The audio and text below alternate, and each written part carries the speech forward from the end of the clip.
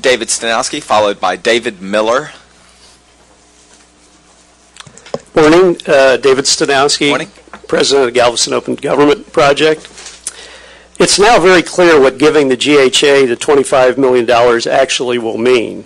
First, while it is true that GHA does not have the authority to develop a countywide plan on its own, it's also true that it has not asked HUD for assistance in doing so.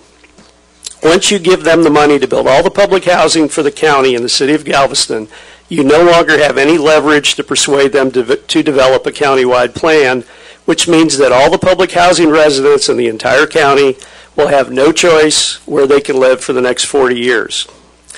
Giving them the money also means authorizing a plan that will rebuild on the old housing project footprints in some of the worst census tracts in the county, including the Cedar Terrace footprint, which is the worst census tract in the entire county.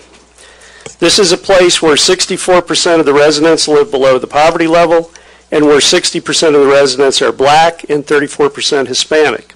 In other words, it is the very definition of the kind of place where housing authorities are not supposed to build public housing.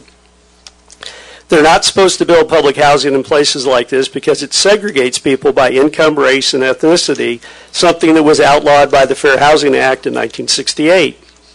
You don't need a legal opinion to see that this plan will violate the Fair Housing Act. All it takes is some common sense and a passing acquaintance with the truth.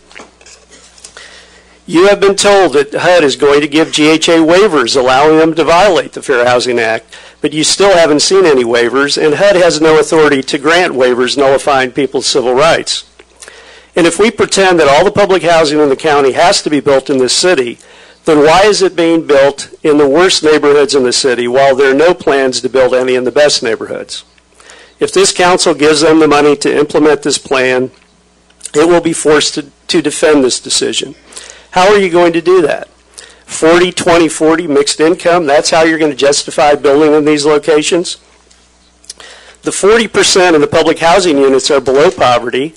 The 40% of the market rate units are above poverty, so they cancel each other out.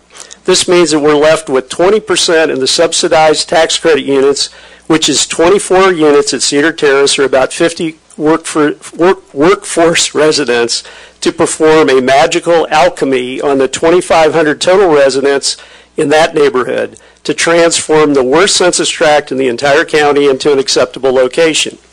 This is the fantasy you have to buy into to justify giving them the money.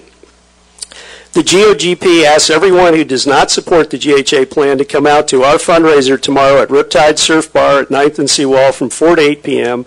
and support our countywide opportunity-based public housing plan. Thank you. Good timing. David Miller, followed